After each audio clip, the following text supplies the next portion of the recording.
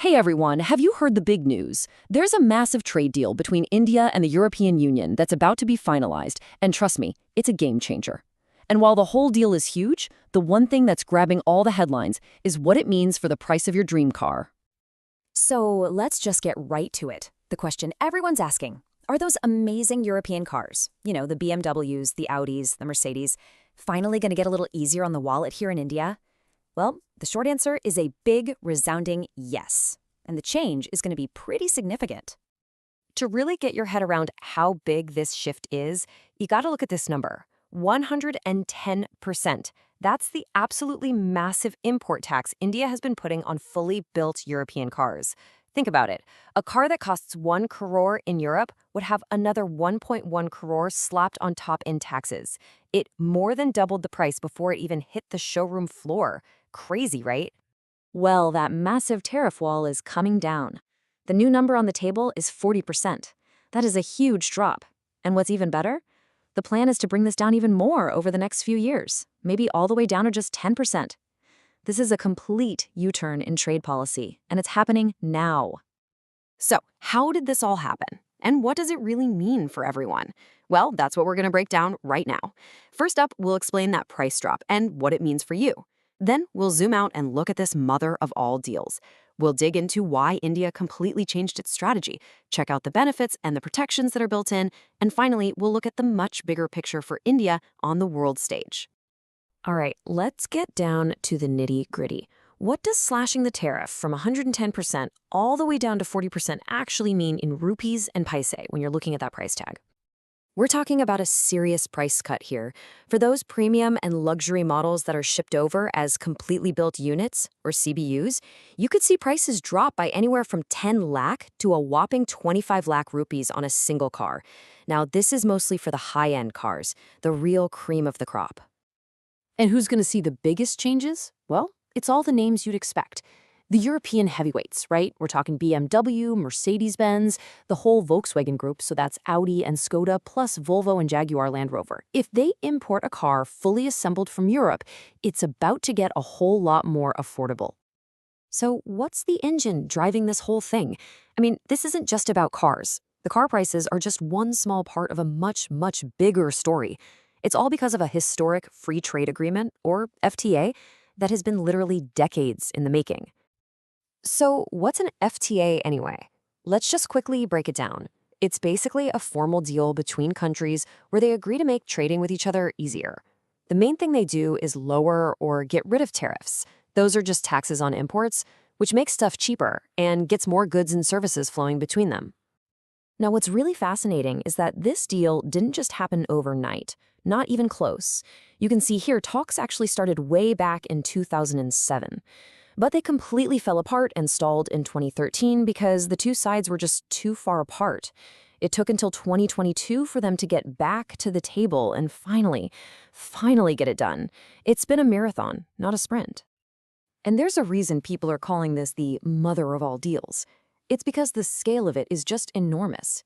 It's not just about cars or a few other products. It covers a massive range of goods.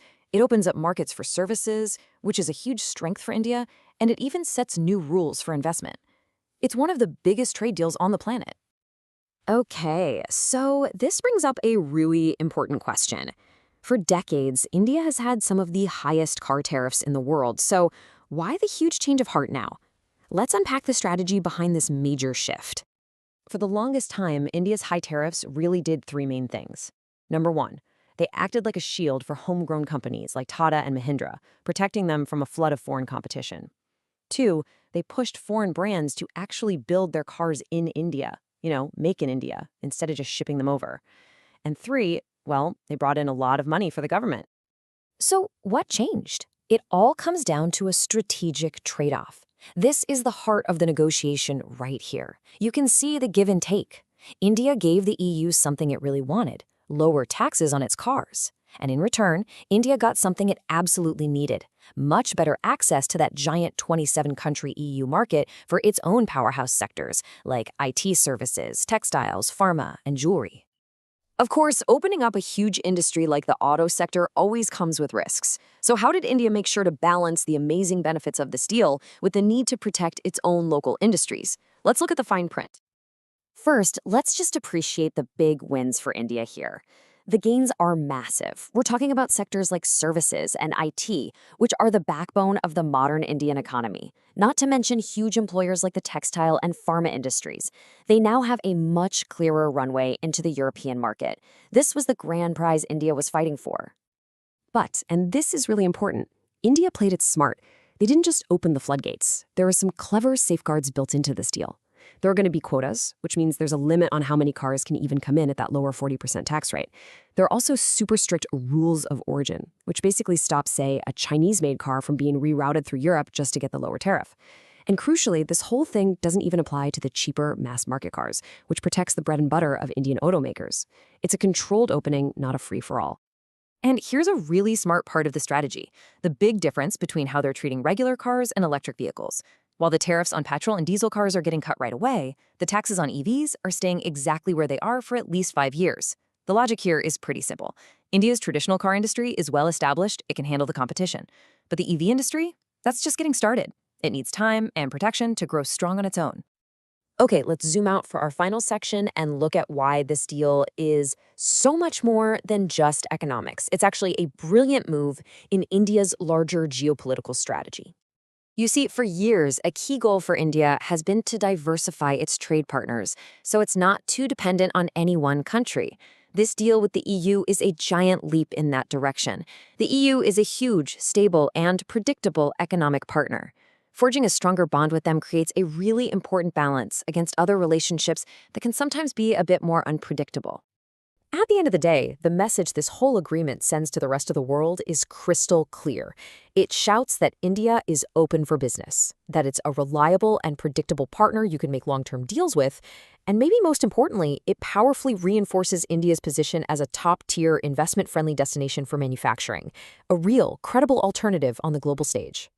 So yeah, while cheaper luxury cars are the fun headline we're all talking about, this deal is really about writing the next chapter of India's economic future. Which leaves us with one final big question to think about. Just how pivotal will this partnership with Europe be in cementing India's place as a true global economic superpower for decades to come? Thanks for tuning in.